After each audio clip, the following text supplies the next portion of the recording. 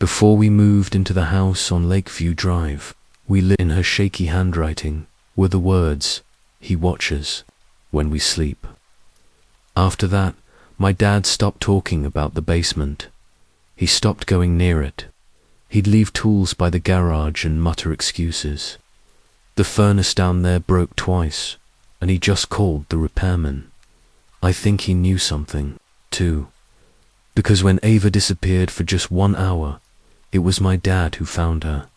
He said she wasn't in her room. The windows were still locked. The front and back doors hadn't been touched. But she was gone. He searched every room, every closet, and finally he opened the basement door. She was at the bottom of the stairs, sitting cross-legged, eyes open, whispering to something in the dark. They never told me what she said, only that she was safe and fine and just tired. But after that night, my parents started packing. No arguments, no discussions, just boxes, tape, and silence. We moved to Lakeview Drive 2 weeks later. They never spoke of the first house again, and for years, neither did I, but I saw something recently that brought it all back. I was going through a drawer in my mum's kitchen. She's in assisted living now, and I found a box labeled Junk, 2008. Inside were some old birthday cards, faded Polaroids, and a folded piece of red construction paper. I opened it. It was a drawing, the basement, the same stairs, the same figure. Only this time, it had a name written underneath in big block letters, Felina. So you'll remember him, Ava's handwriting. I stared at that drawing for a long time, and then I turned it over. On the back, in faint pencil, barely visible unless the light hit it just right, he said he misses you. Sometimes I wonder what would have happened if we'd stayed in that house. If we'd opened the basement door one more time. If we'd followed the sound we swore wasn't there. Ava doesn't speak of it. She's different now, quiet, jumpy. She lives alone and keeps the lights on even during the day. But I think about that house more often than I want to admit. About the sound of the door creaking open in the middle of the night. About the cold breath on my cheek when no one was. About the shape at the bottom of the stairs. We don't talk about the first house, but the house remembers, and sometimes I think it wants to come back. When I was 11, my sister started whispering to her closet at night. It wasn't sudden, it crept in, like mildew behind wallpaper or water damage under paint. Quiet, subtle. I only noticed because her voice changed. Not loud, not scared, just softer than her usual tone. Like she was telling a secret. At first, I thought it was pretend. We used to share a bedroom in a cramped townhouse in Elk Hollow, Indiana. The kind with creaky floors and fake oak paneling, where every bedroom light buzzed slightly and nothing ever really felt new. My sister Maggie was 13, tall for her age, pale, with quiet moods and sharp eyes. She wasn't mean, just distant. Our closet was one of those long ones that ran the length of the wall, with mirrored sliding doors. I hated those doors. Not because of how they looked, although they were always dusty, but because of how they reflected the room. At night, you could be lying still in bed, staring up at the ceiling fan, and suddenly catch a flicker in the corner of your eye. A movement in the mirror that didn't match your own. I remember the first time I caught her whispering. It was after midnight, maybe later. I'd woken up because of the wind.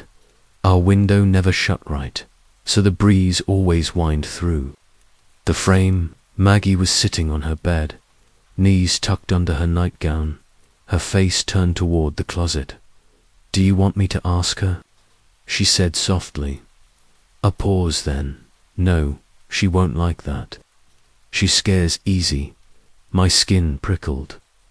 I turned toward her, trying to pretend I wasn't listening.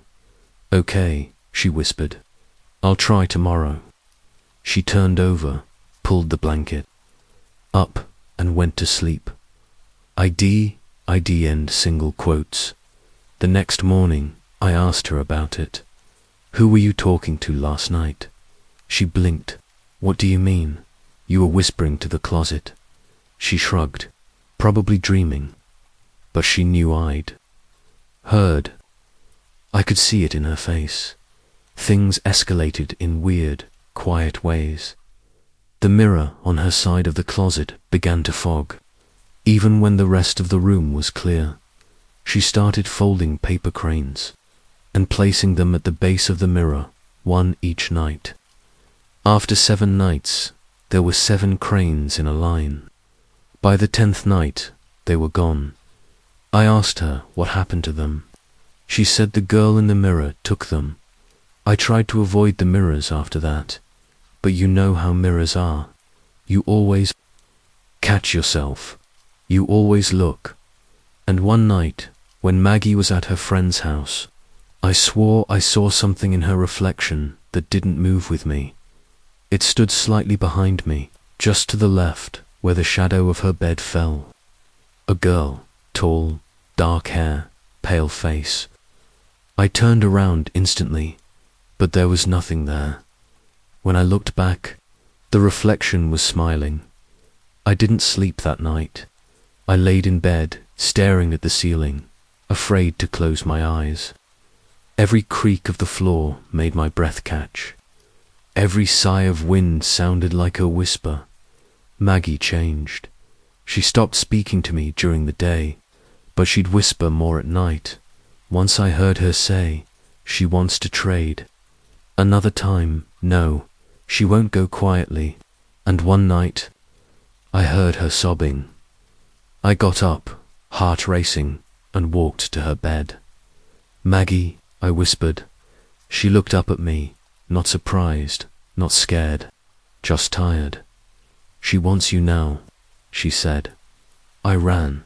I didn't sleep in that room again. I moved to the couch downstairs, told my parents I had nightmares. They didn't question it.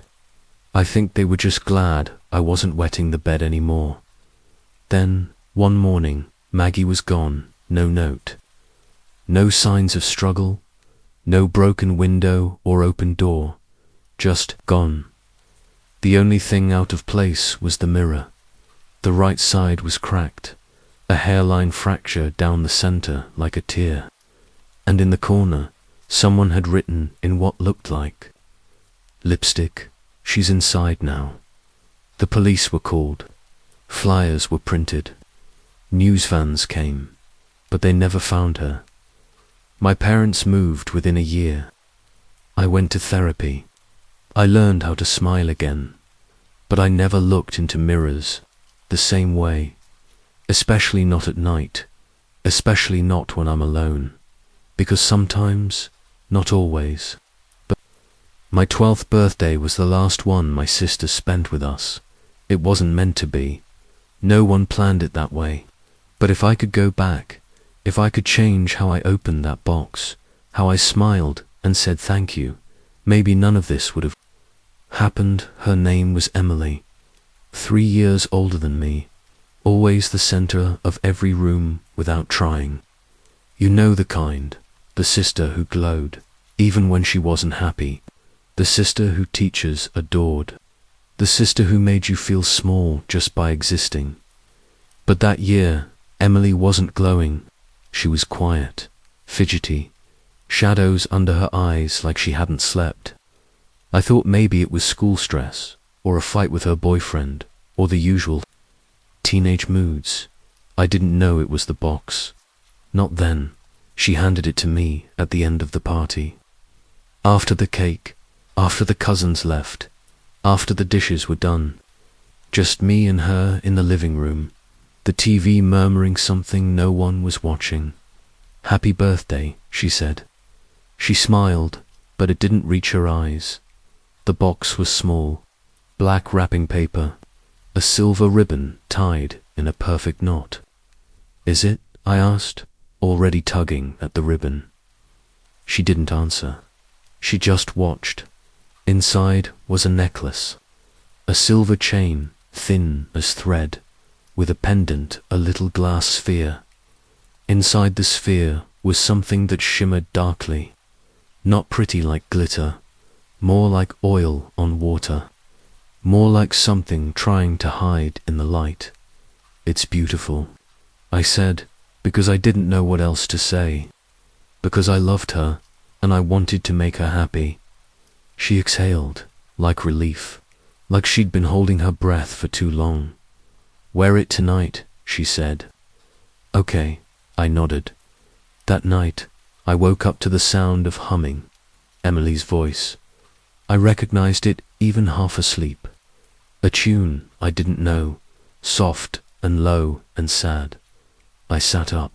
The room was dark, except for the sliver of moonlight on the floor. The humming stopped. "Emily," I whispered. No answer. I felt for the pendant, still around my neck, the glass cold against my skin. Then I heard a knock, 3 slow taps on the window. I froze. Our room was on the 2nd floor.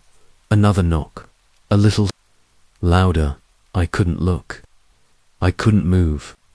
I just closed my eyes and waited for it to stop. It did, eventually. The next morning, Emily was gone.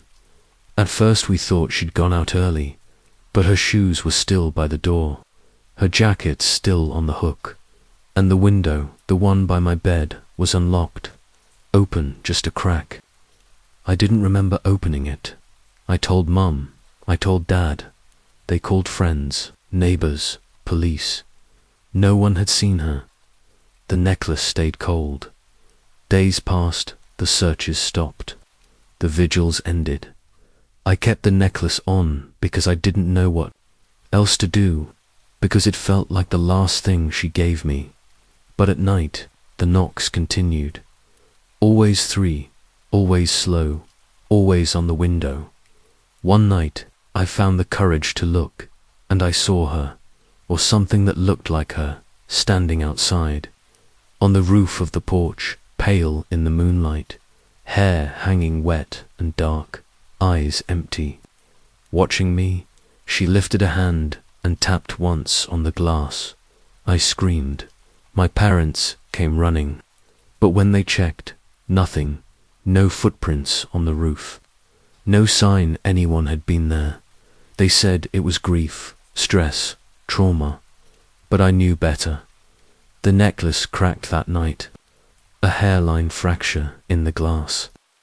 The dark shimmer inside leaked out just a little, a stain on my skin that wouldn't wash off.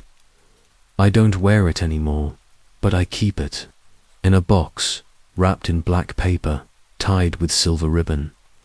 Sometimes, when the night is quiet enough, I hear the knock dot 3 times, and I know she's still waiting for me to open the box, for me to finish the gift.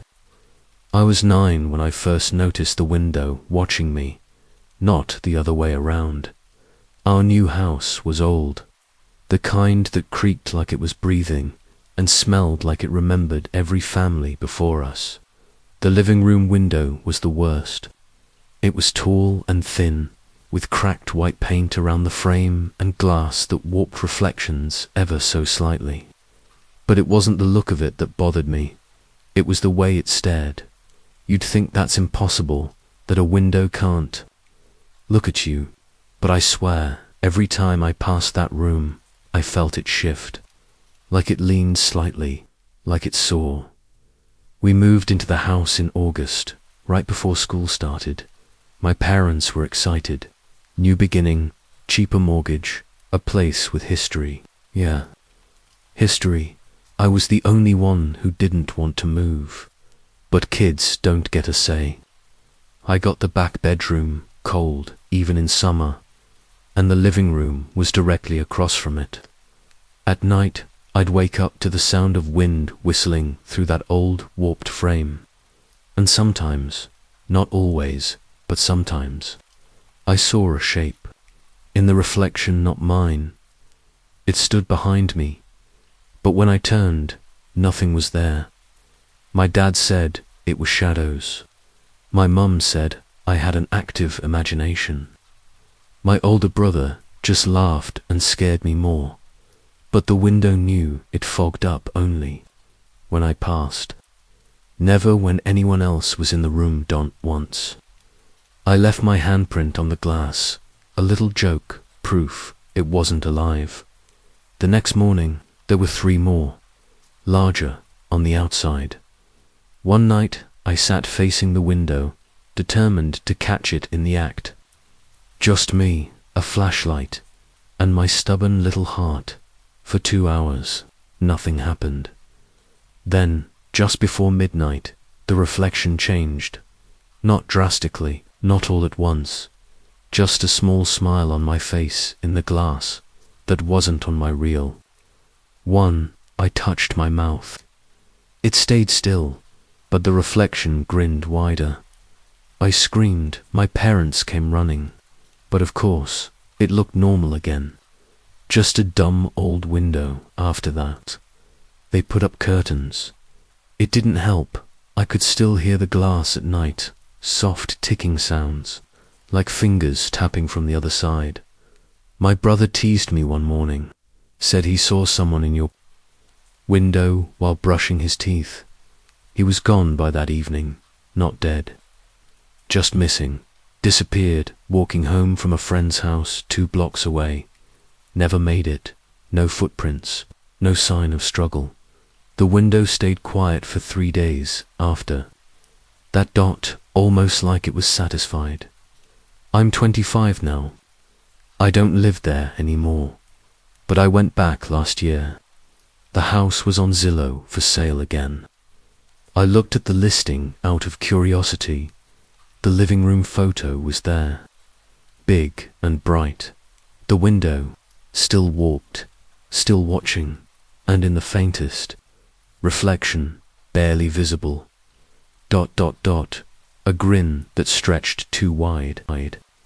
My sister died on a Thursday. She'd been gone for months when I saw her in the hallway again.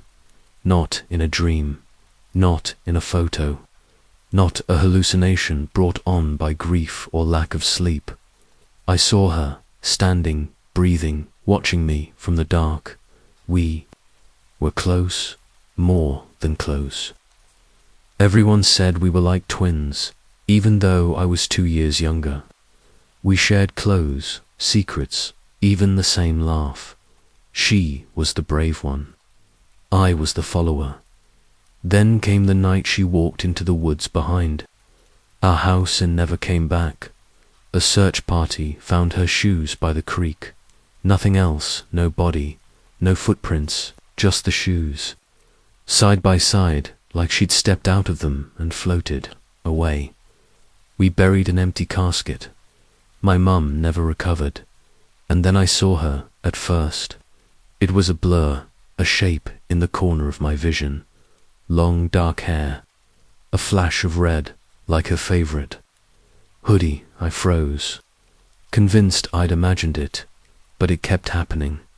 Always in the hallway, always after midnight. She never moved, just stood there, staring. I tried to talk to her once, whispered her name. Her head tilted, but her eyes didn't blink. She had no mouth. The next day, I found one of her old hair ties on the kitchen floor, dusty, frayed. I hadn't seen it since. The week she vanished. I told my mum. She nodded slowly. I've heard her too. We didn't talk more about it, didn't need to. That night, we left milk and bread in the hallway. Like an offering, it was gone by morning. So was the photo of her on the mantel. I still live in that house, and some nights, when the wind is just right, I hear footsteps outside my door, not walking, pacing, waiting. We found it in the attic, wrapped in yellowed cloth, inside a wooden box that smelled like ash and pepper. It looked old, hand-stitched, the face made of soft linen, the eyes 2 tiny buttons. one black, one brown. My sister thought it was cute. I thought it was watching me. We'd just moved in. Another rental, another town. My mum was starting over again. Third time since the divorce. The attic was full of junk. Old furniture, broken lamps, moth-eaten coats, and the box we shouldn't have opened it. My sister took the doll, named it Elsie. She carried it everywhere, even slept with it. Then the dreams started. She said Elsie talked to her, whispered things, told her secrets no one else knew. One day, she told me, Elsie says, you don't like her. I didn't answer. She smiled, but it wasn't my sister's smile that night. The doll was on my pillow. I threw it back in the attic the next morning. It was on my bed again. My sister swore she didn't move it. She said Elsie liked me now. That scared me more. I began to notice things. My toothbrush wet in the morning before I used it. My socks damp. My closet rearranged.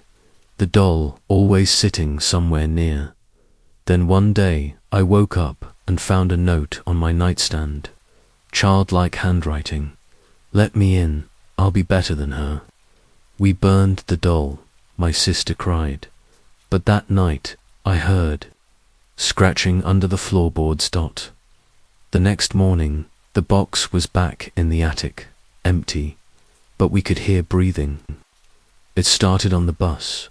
A girl I'd never seen before, sitting 2 rows back, pale face, black hoodie, no expression. She stared. The whole ride. Next day, same thing. Third day, she was at the stop before mine. I asked the driver who she was. He looked confused, said there was no girl, but I saw her. She followed me home. She never spoke. She just stood across the street, watching. My parents didn't believe me. Neither did my friends. Then I found the drawings, slipped into my backpack. Pages of me sleeping, me walking to school, me crying. One night, I opened my window to check if she was there. She was closer, right outside. Her eyes were gone, just hollow space. I stopped sleeping. I moved schools, but she still found me, always in the corner of my eye, always closer. And now, when I look in the mirror, I see her smile. The house was silent, too silent, until the night I heard the whispering under my feet. At first, I thought it was pipes or wind, but it spoke clearly, my name. I tore up the carpet the next morning, found scratches on the floorboards, deep, long, like fingernails. My parents told me to stop. I didn't. I cut deeper.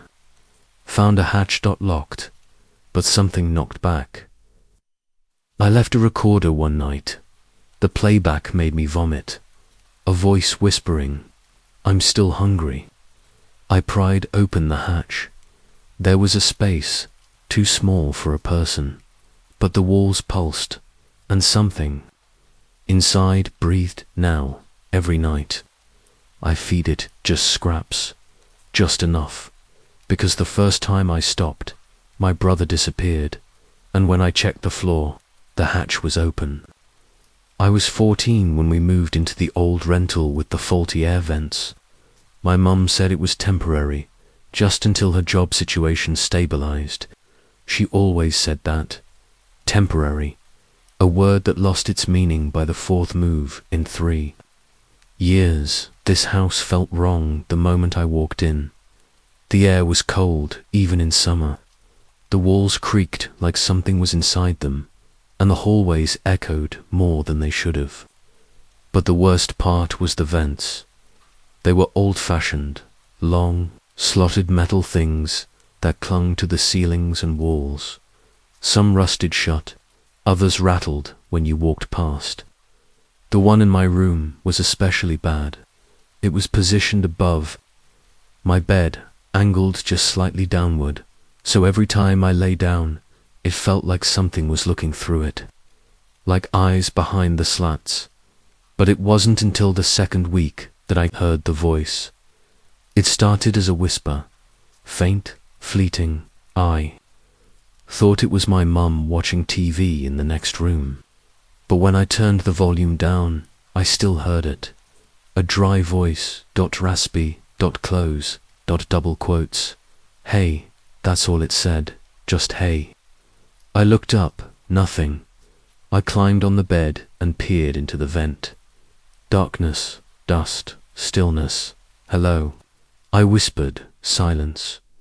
I turned off the lights and tried to sleep. The next night, it spoke again. Why don't you answer me? I jumped, sat up, heart hammering. Who's there? I whispered. Nothing. I told my mum the next morning. She said I was dreaming. Told me to stop reading horror books before bed. So I tried. Didn't matter. Every night, it returned. A little louder, a little clearer. By the end of the week, it knew my name. Leah, it whispered. Leah, come closer. It wasn't threatening. It sounded lonely. That scared me more. One night I asked it, what do you want? A long pause then, to breathe. I told myself it was just a dream, a trick of the mind, until it left me something. I woke up one morning and found a single feather on my pillow, grey, long, stained red at the tip. I didn't own birds. Neither did the neighbors. I stared up at the vent. It was open, bent at the corner. I stopped sleeping under it, moved my bed to the opposite side of the room, but the whispers followed. They came from other vents now, in the bathroom, in the hallway, even from the floor in the living room. Leah, why did you move? I can still see you. My mum still didn't believe me until the night she heard it too. She came into my room after midnight, pale as chalk. There's something in the vent, she whispered. I nodded. We slept in the car that night. The next morning, she called the landlord. He laughed. You heard it too, huh? He said, you're not the first. We moved again, but I hear it sometimes. Not every night, but enough. Whenever the heat kicks on, whenever air passes through the slats, I hear it whisper, still lonely, still watching, still waiting to breathe. My sister Jenna was born 3 years before me, and until the summer she turned 16, her eyes were a pale green dot, soft, light-filled, like sea glass when the sun hit it just right. I remember that because I used to stare at them. When I was younger, I'd sit across from her during dinner and try to memorize the exact hue. I always thought she looked like someone out of a fairy tale, but something happened that July, and after that, her eyes were never the same. We lived in a sleepy town in Maine, a place where nothing much happened and summer break dragged on forever. Our parents both worked long hours, and Jenna and I had the house to ourselves most afternoons. That year, she started acting different. It began with small things. She forgot how to tie her hair into her usual braid. She said certain words wrong, like mirror became Mia, and Tuesday came out like Tuesday, like someone imitating a voice they'd only heard once before, but it was the way she looked at me that changed the most. Her gaze felt wrong, not cold, not angry, just unfamiliar, like it wasn't Jenna anymore. One day I asked her, "Are you feeling okay?" She smiled too wide, too still, and that's when I saw it. Her eyes weren't green, they were dark, so dark they almost looked black. Not just the iris either, the whole eye, like someone had inked over her sclera with a fine brush. I blinked, rubbed my eyes, and when I looked again, they were green dot just as always. "Don't stare," she said. But her voice didn't sound right. Not flat, just heavy, like it was being pushed through water. That night, I watched her sleep from the hallway. I know that sounds creepy, but something inside me had cracked open, and I needed proof that she was still my sister. She was curled up on her side, breathing slow, one hand tucked under her cheek. She looked peaceful until her eyes opened. I gasped. She wasn't awake. Her pupils were fully dilated, eyes solid black, and even in sleep, they were focused on me. NBLNKING. Watching, I didn't sleep that night. The next morning, she was normal again, or at least she pretended to be. She laughed at something dumb on TV, asked for waffles, complained about the heat. But the moment I left the room, I heard her whispering. I pressed my ear to the door. No, she doesn't know. I'll be careful. Yes, soon, I told my mum. She laughed. Said teenagers get weird. Said hormones change everything. I told my dad. He didn't look up from his paper. No one listened until the phone call came. It was a woman's voice, shaky, nervous. I found this number in my daughter's room. My name is Clara. My daughter's name is Jenna. She disappeared last week. I froze. I'm sorry, I said. There must be a mistake. My sister's name is Jenna too. A pause. Does she have pale green eyes? The woman asked. I opened my mouth, but no sound came out. That night, I cornered my sister in the hallway. Who are you? She tilted her head. You don't remember, do you? My blood turned to ice. We met before, she said. You let me in. I screamed. My parents found me shaking, locked in the bathroom, refusing to come out. Jenna stood outside the door, whispering Dot over and over. Don't worry. You'll forget too. The next morning, she was gone. No note, no signs of struggle. Just a strand of dark hair in the sink, too dark to be hers, and her reflection, faintly visible in the hallway mirror, smiling even though she wasn't there. Sometimes I dream of her, and in the dream she opens her eyes.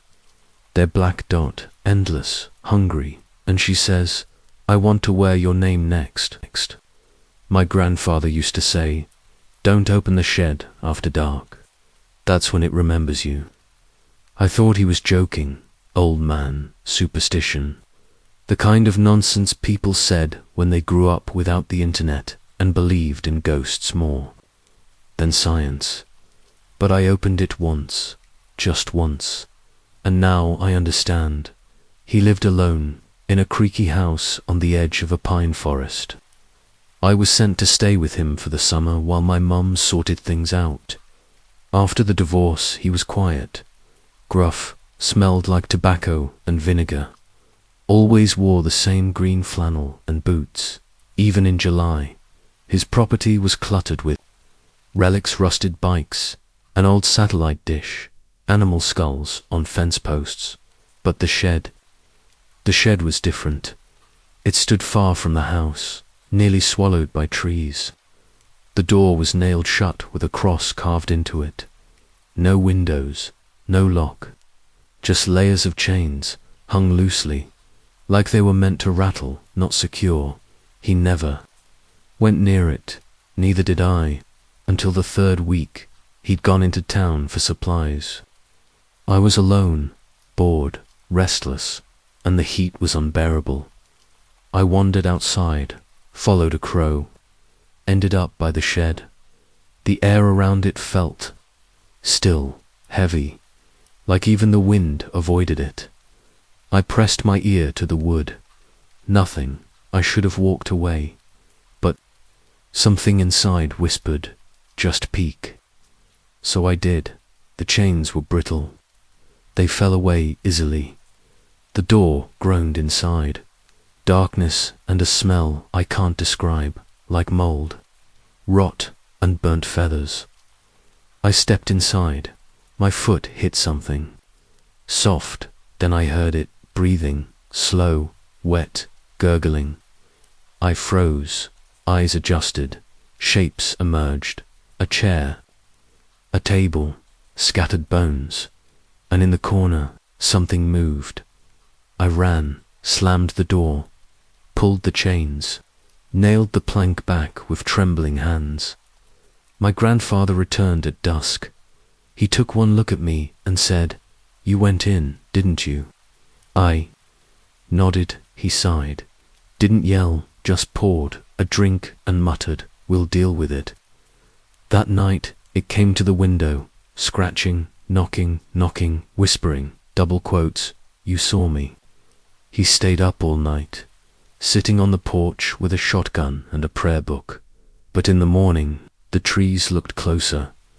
The shed's door was open again, and a trail of mud led to the steps. I left the next day, he told me. It won't follow. Far, not unless you feed it again.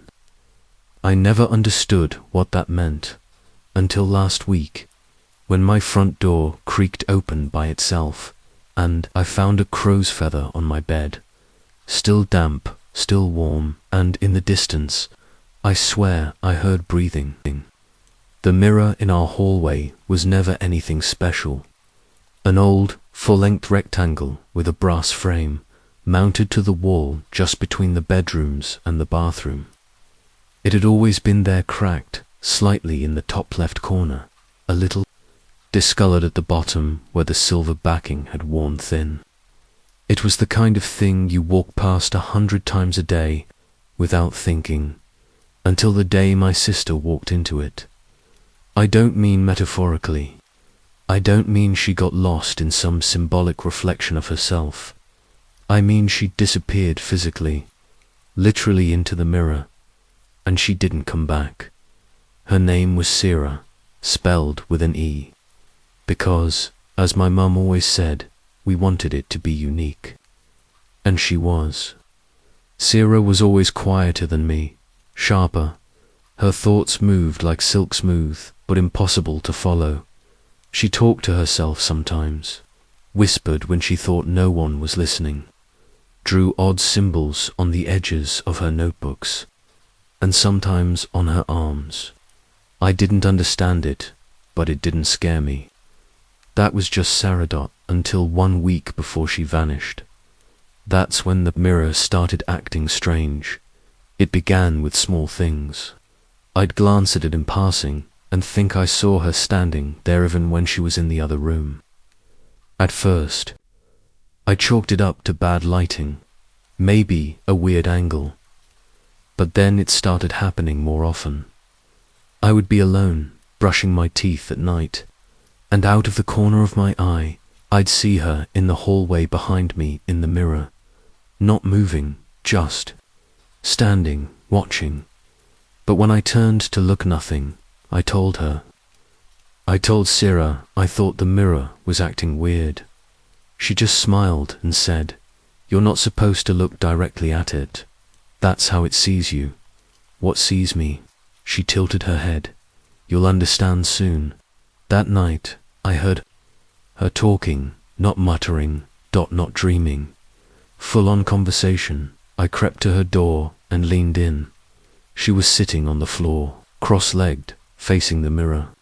Candlelight flickered around her like some ritual was unfolding in secret. "It's almost open," she whispered.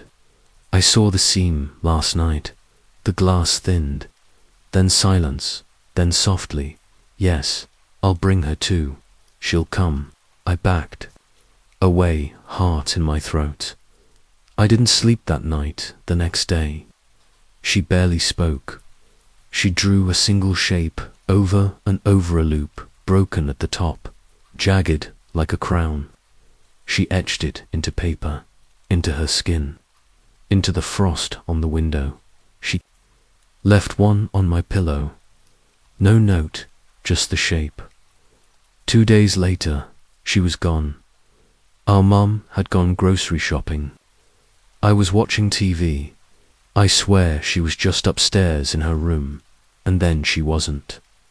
I found the hallway mirror warm to the touch. A single handprint on the glass. Inside the mirror, not on the surface. Inside, police searched the house, the woods, the attic. They asked me if I knew where she'd gone. I told them the truth. She walked into the mirror. They said it was grief, said I was in shock, but I know what. I saw because the mirror still reflects her room wrong. If you look from the side, her bedroom door is open in the reflection, but in real life, it's always shut. Sometimes, I still see her in the glass. Hair longer, eyes darker. She doesn't blink. She doesn't smile. She just watches, waiting.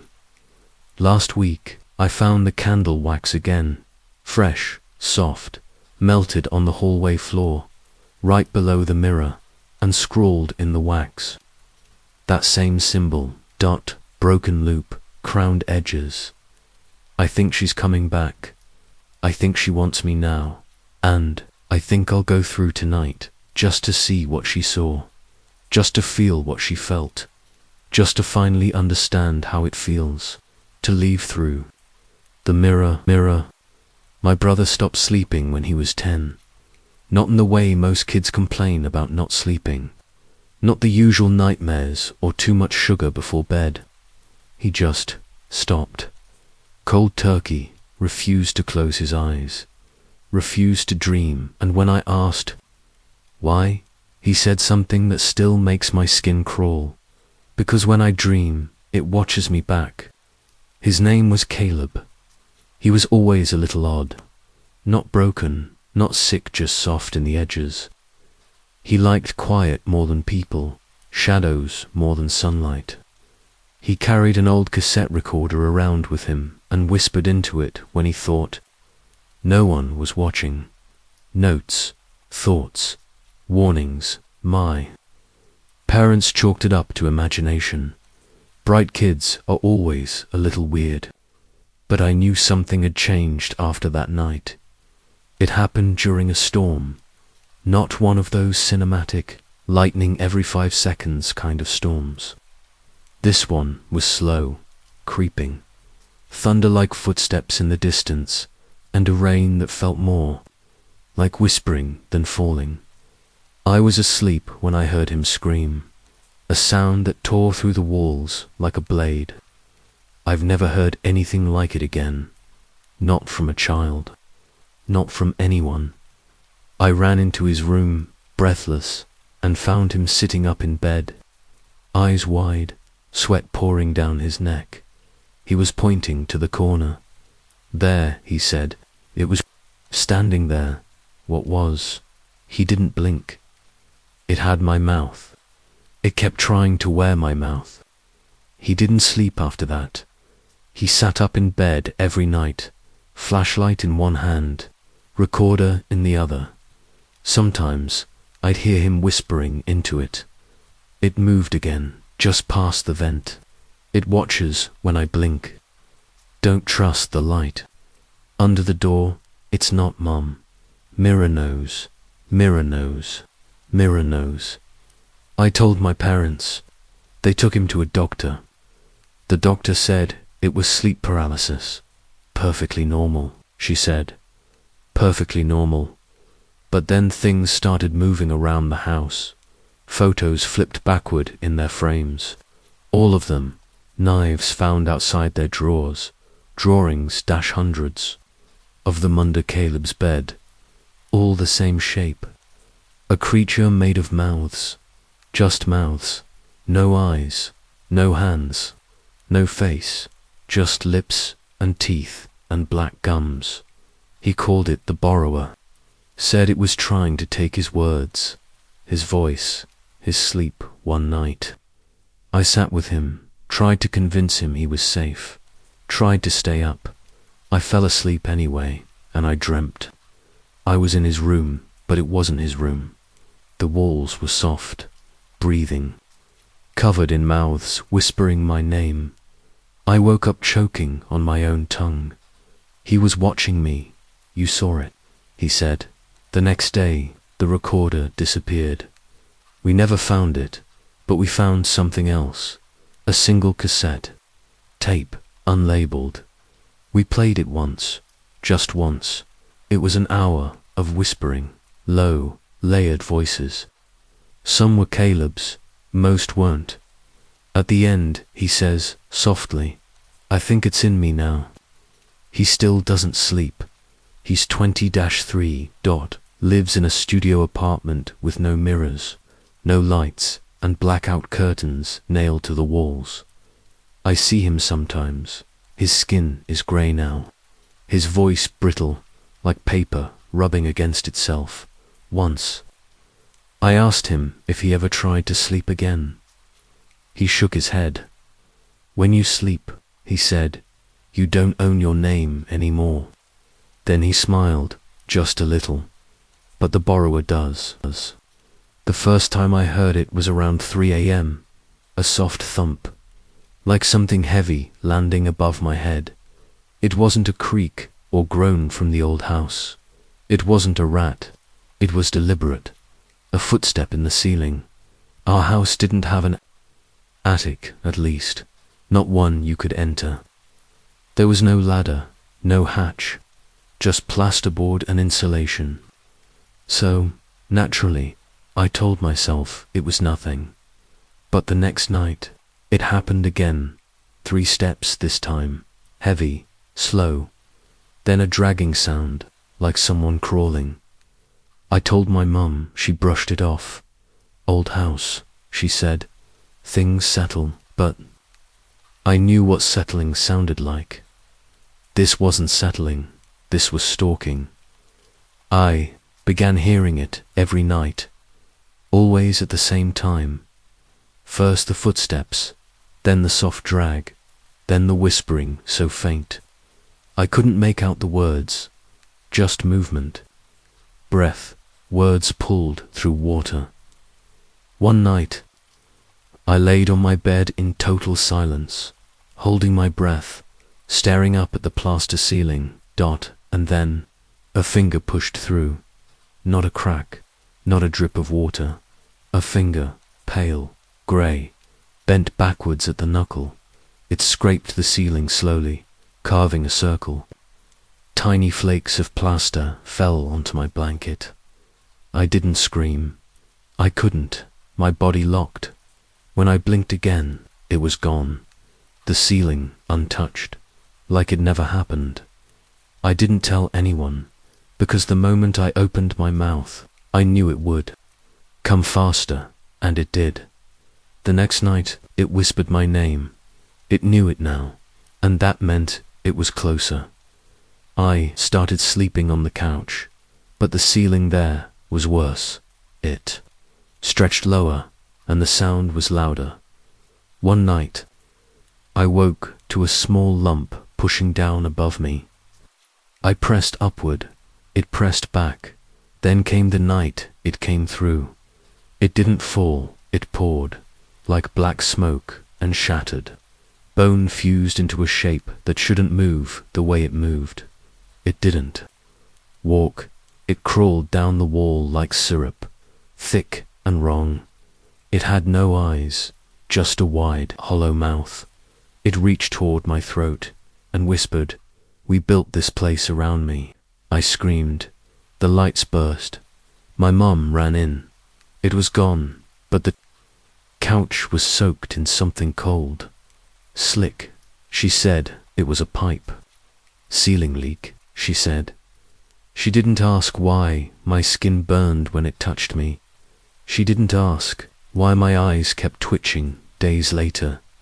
We moved a month after that new house. New ceilings, but I hear it sometimes.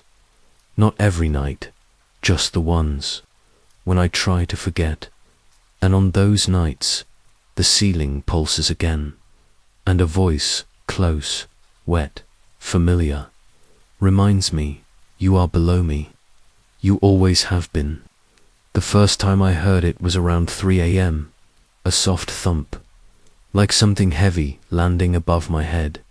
It wasn't a creak or groan from the old house. It wasn't a rat. It was deliberate. A footstep in the ceiling. Our house didn't have an attic, at least. Not one you could enter. There was no ladder, no hatch, just plasterboard and insulation. So, naturally, I told myself it was nothing. But the next night, it happened again. 3 steps this time, heavy, slow, then a dragging sound, like someone crawling. I told my mum, she brushed it off. Old house, she said, things settle, but I knew what settling sounded like. This wasn't settling, this was stalking. I began hearing it every night, always at the same time. First the footsteps, then the soft drag, then the whispering so faint. I couldn't make out the words, just movement, breath, words pulled through water. One night, I laid on my bed in total silence, holding my breath, staring up at the plaster ceiling, and then a finger pushed through. Not a crack, not a drip of water. A finger, pale, grey, bent backwards at the knuckle. It scraped the ceiling slowly, carving a circle. Tiny flakes of plaster fell onto my blanket. I didn't scream. I couldn't. My body locked. When I blinked again, it was gone. The ceiling untouched, like it never happened. I didn't tell anyone, because the moment I opened my mouth, I knew it would. Come faster, and it did. The next night, it whispered my name. It knew it now, and that meant it was closer. I started sleeping on the couch, but the ceiling there was worse. It stretched lower, and the sound was louder. One night, I woke to a small lump pushing down above me. I pressed upward, it pressed back, then came the night it came through. It didn't fall, it poured, like black smoke, and shattered. Bone fused into a shape that shouldn't move the way it moved. It didn't walk, it crawled down the wall like syrup, thick and wrong. It had no eyes, just a wide, hollow mouth. It reached toward my throat and whispered, "We built this place around me." I screamed. The lights burst. My mum ran in. It was gone, but the couch was soaked in something cold. Slick, she said it was a pipe. Ceiling leak, she said. She didn't ask why my skin burned when it touched me. She didn't ask why my eyes kept twitching days later. We moved a month after that new house. New ceilings, but I hear it sometimes. Not every night, just the ones when I try to forget.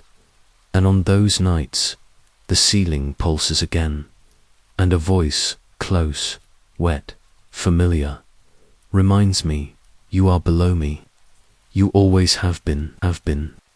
My younger sister had an imaginary friend named Nina when we were kids. It started when she was 5. She would talk to Nina while playing tea party in the living room, or whisper to her behind cupped hands before bedtime. At first it was cute, harmless. What child didn't invent a pretend playmate? But the problem was, I could hear Nina talking back, and my sister wasn't pretending. Her name is Lacey. She's 5 years younger than me, and even as a toddler, she was always talking to herself. My mum said it was endearing. She's creative, she told guests. Future writer, maybe. But I remember the first time I heard her whispering in the dark. It was past midnight. I was 13 and creeping to the bathroom when I passed her room and heard 2 voices. One was Lacey's, high-pitched and playful. The other was older, lower, breathy, and very real. I stood at her doorway. Peeking inside, she was sitting upright in bed, legs crossed. blanket bunched at her feet, smiling, and something not seen but felt was sitting in front of her, just outside the range of her nightlight's glow. "I told you she'd come," Lacey giggled. "This is my sister."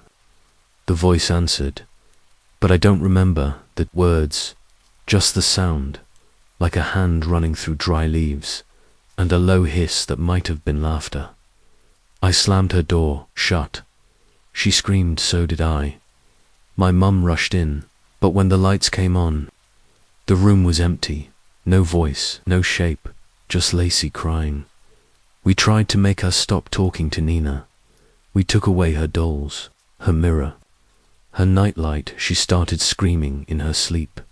Said Nina lived in the corners. Said Nina didn't like being ignored.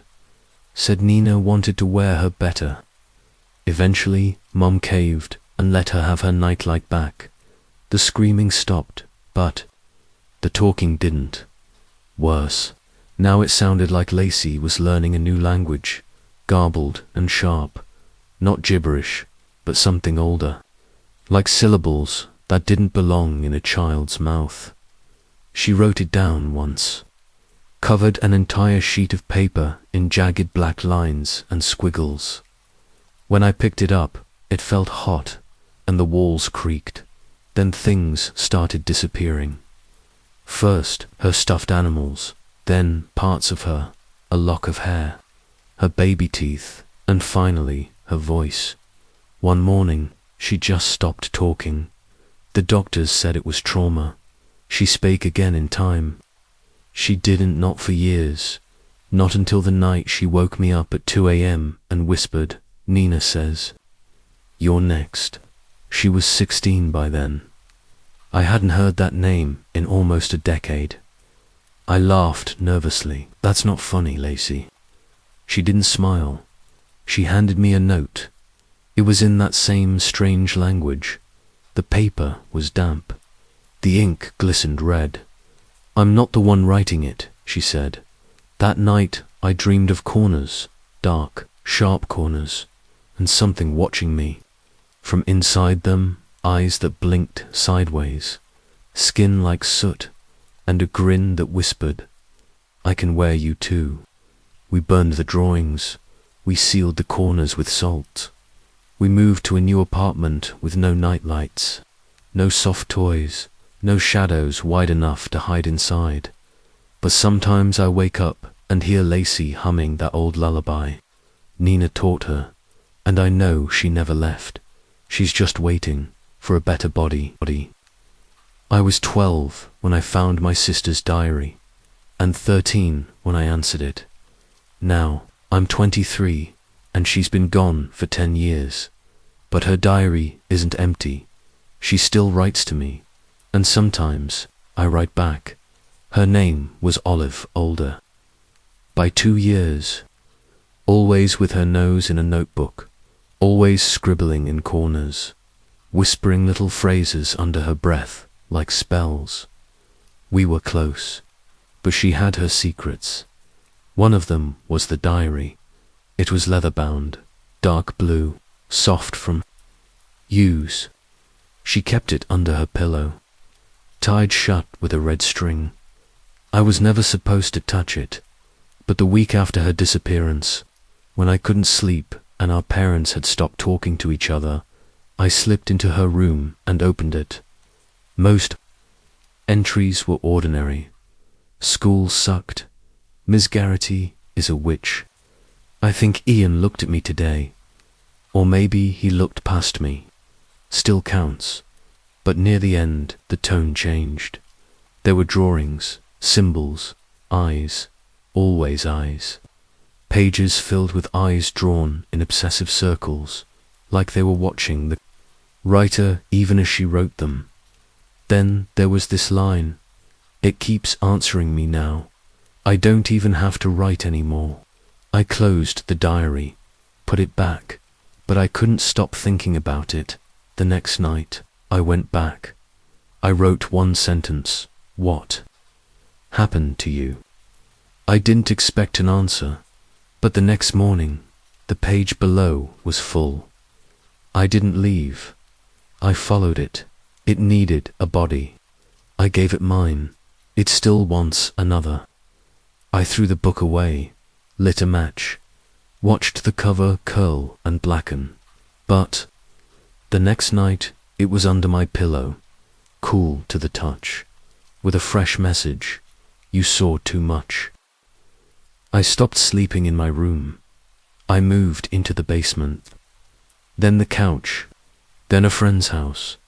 But the diary followed, always wrapped in red string, always with a new message, some short, some cruel, some just drawings, dark and smeared and wet, like the ink was still drying. 10 years later. I still get entries, sometimes weeks apart, sometimes hours, and last night it wrote, soon you'll understand. Then you'll write forever, too. I don't open it anymore, but I can feel it humming, under my mattress, under my skin. And when I close my eyes, I see her sitting at the edge of my bed, writing, smiling, and whispering, let me finish your story. We moved into that house on a Thursday, a colored 2-story with cracked shutters and a backyard that sloped into woods no one had walked in for years. It was old, sure, but charming. That's what the listing said, full of character. But the one thing it didn't mention was the door, because it wasn't there. Not at first, not when we unpacked boxes, or when my dad fixed the pipes, or when I explored every corner of the place. It appeared on Sunday, a basement door, right where there had only been a blank wall before. I remember it so clearly. I was brushing my teeth when I saw it just reflected in the hallway mirror. A narrow, black door sunken into the wall like it had always been there. But when I turned around, nothing, just blank drywall. I blinked, looked back into the mirror. It was there again, closer. I called for my mum. She laughed. You're overtired, moving, stressful. My dad knocked on the wall where I swore I saw it, hollow but solid. He didn't hear the knocking that came back. That night I woke to tapping, light, rhythmic, almost polite, coming from inside the wall behind my bed. I pressed my ear to it. A voice whispered, let me in. The next day the door was real, no longer in the mirror. It stood at the bottom of the stairs. Rust-red wood, iron handle, hinges that creaked before you even touched them. I asked my mum, did you guys add a basement door? She frowned. What basement? I opened it.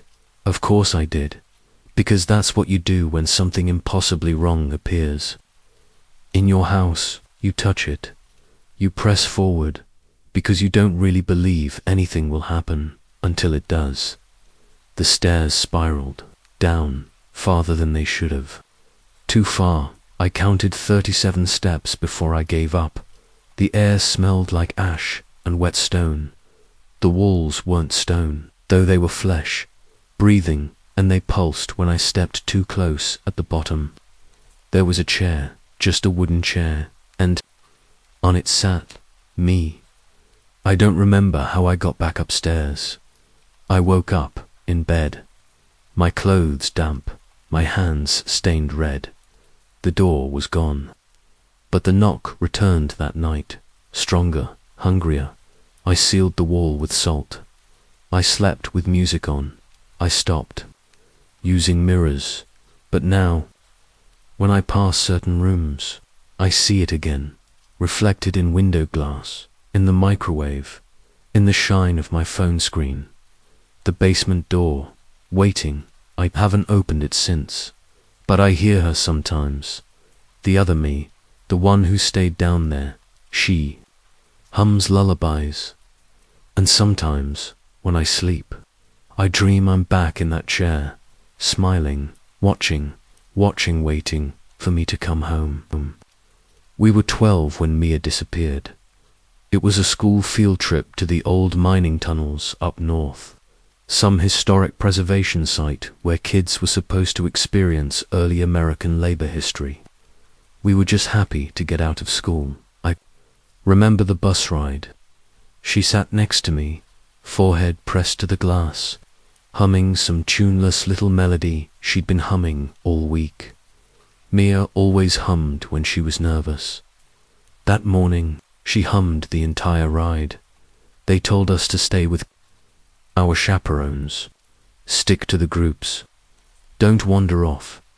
But halfway through the tour, Mia wasn't next to me anymore. She wasn't anywhere, and that's when the screaming started. They searched every tunnel, every room, every hollowed shaft, nothing, not even a footprint, they said.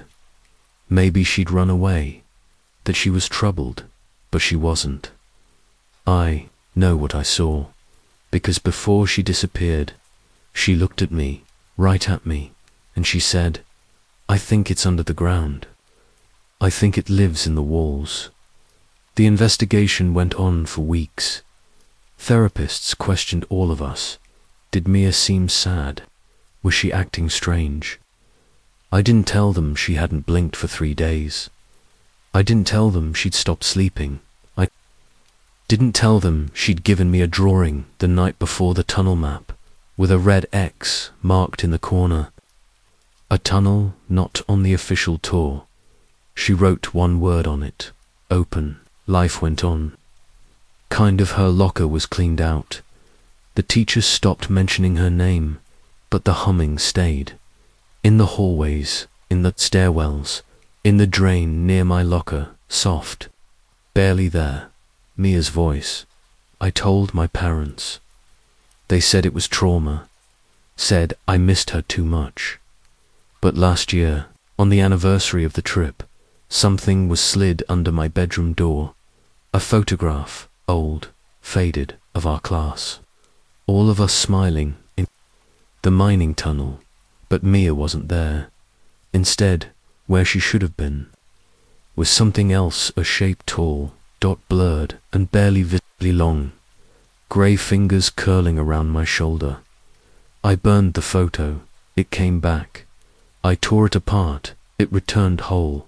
And last week, someone left a voicemail on my phone. I played it on speaker, static, then humming, and at the end, her voice. I've found the way out, but it doesn't lead up. I haven't slept since. I dream of tunnels now, endless and cold, and something dragging itself along the ceiling, getting closer, closer, and I think she wants me to follow. My name is Elsie, and my twin sister's name was Eva. I use the past tense when I talk about her, because Eva died when we were 9. But that's not entirely true, because Eva didn't stay dead. She stayed in the mirror, and she still talks to me. We were identical in the way people found unnerving. Same long hair, same crooked grin, same way of tilting our heads when we were thinking. But Eva had a darker streak. She liked to lie.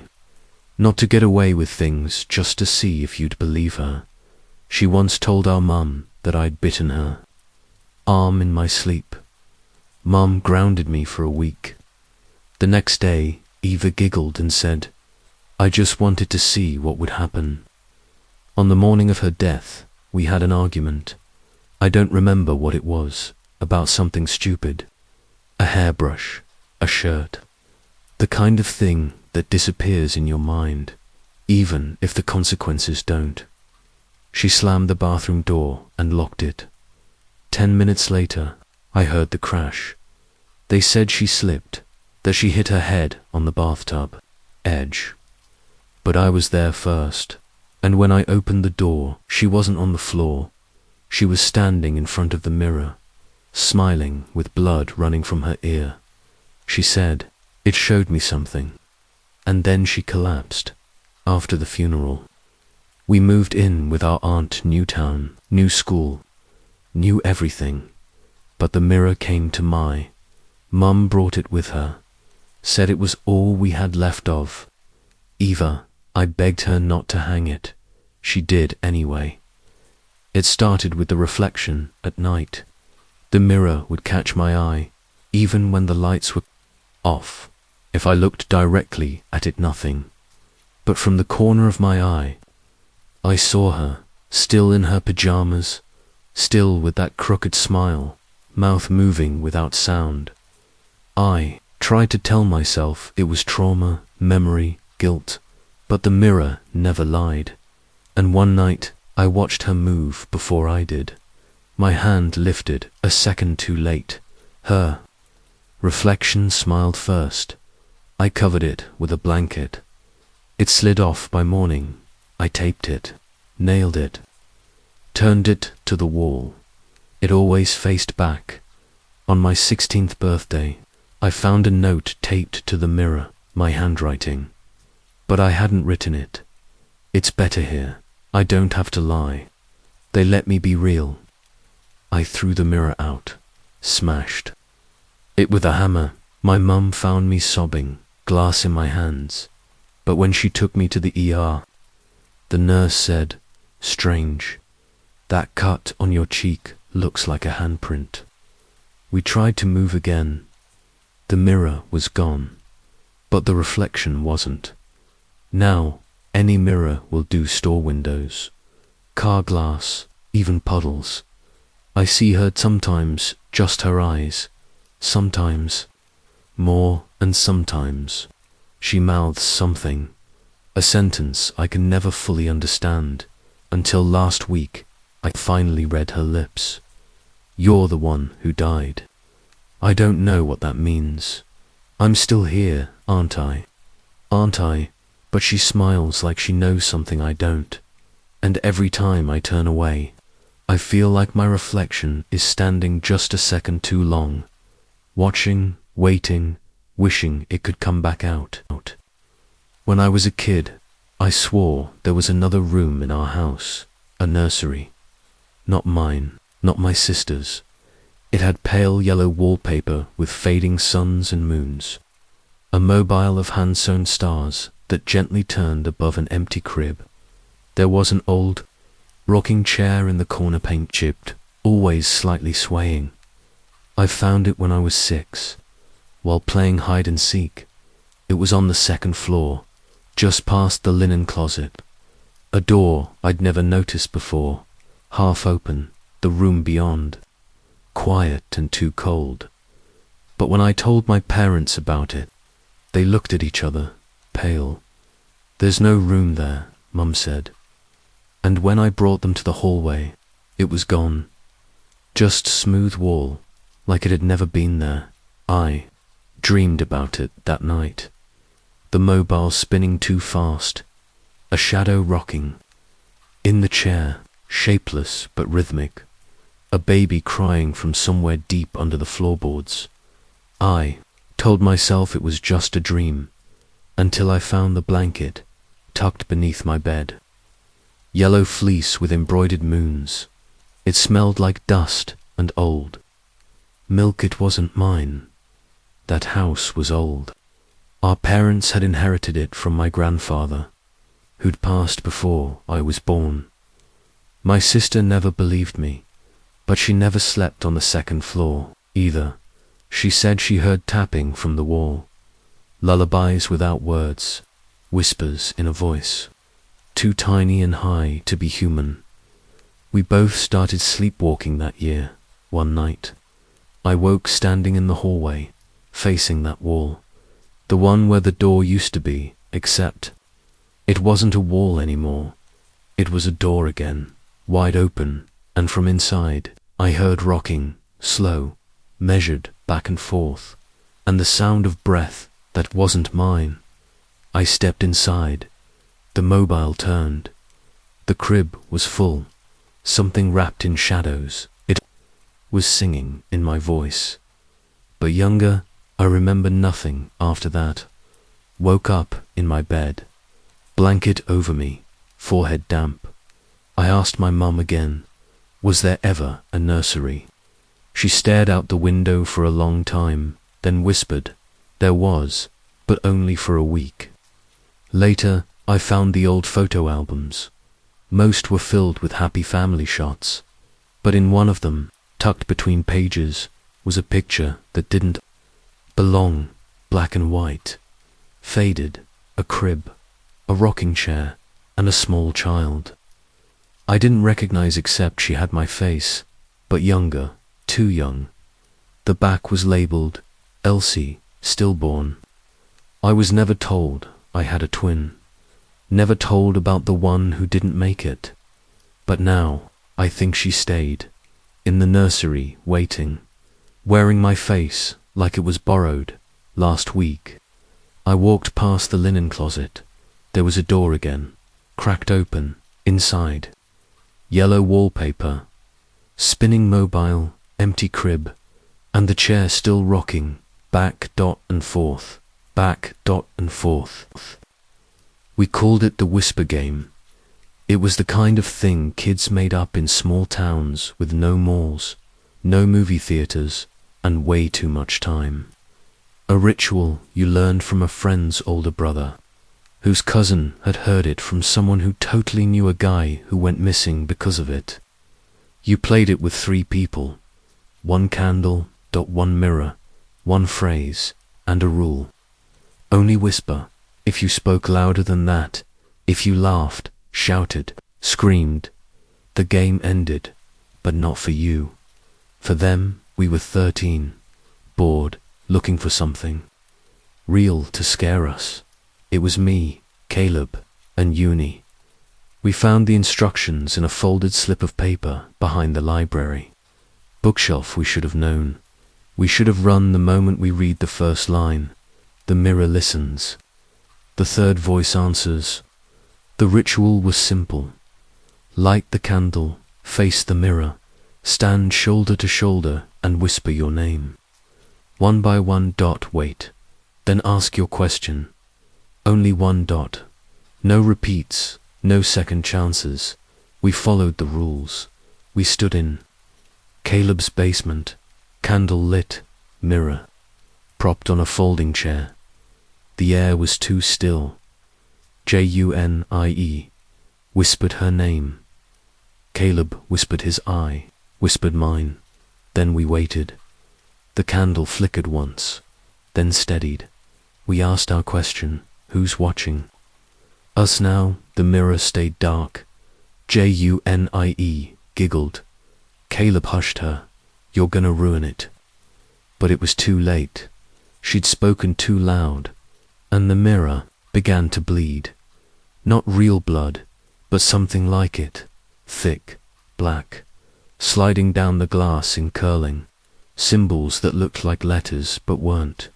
The room stank of iron and something burnt. Junie backed up.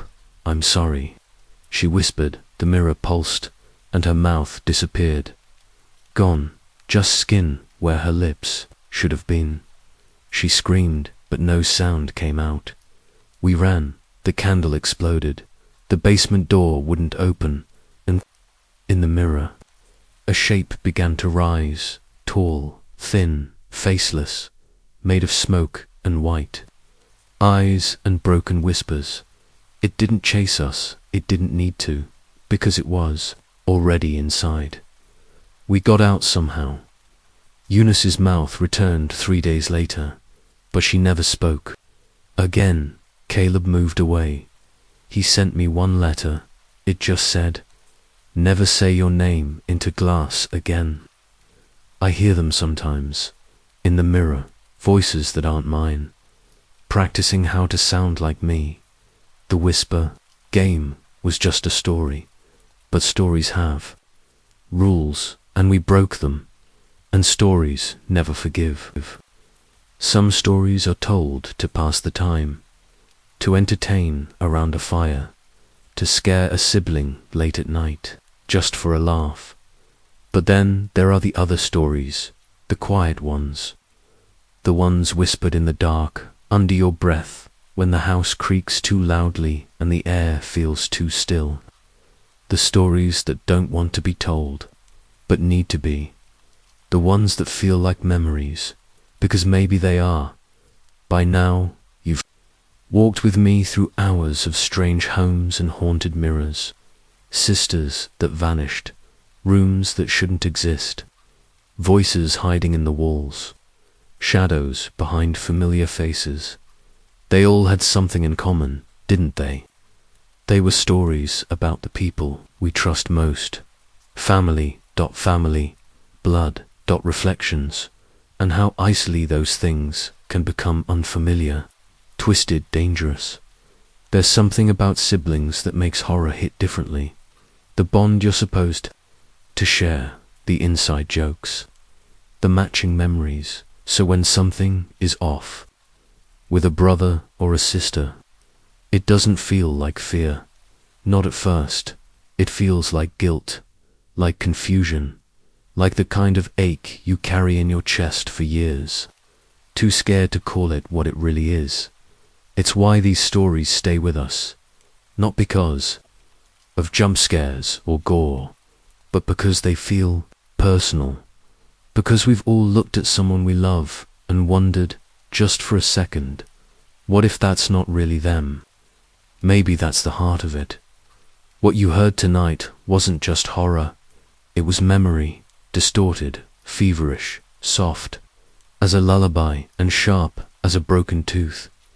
It was about all the things we bury as children, the dreams we forget, the rooms we stop visiting, the faces we remember too clearly in places they shouldn't be, and maybe some part of us still wonders if we made it all up. If it was just a bad dream, a trick of the light, a childhood fantasy warped by time. But then again, why do those stories all sound the same?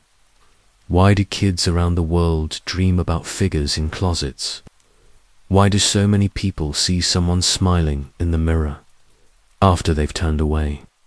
Why do so many stories start with, "My sister changed overnight," or "I moved into a new house"? And then, what if it's not imagination? What if it's memory? Or worse, what if it's invitation? So now, the candle is out. The voices are still. You're safe at least for now. But before you close your eyes, I'll leave you with this.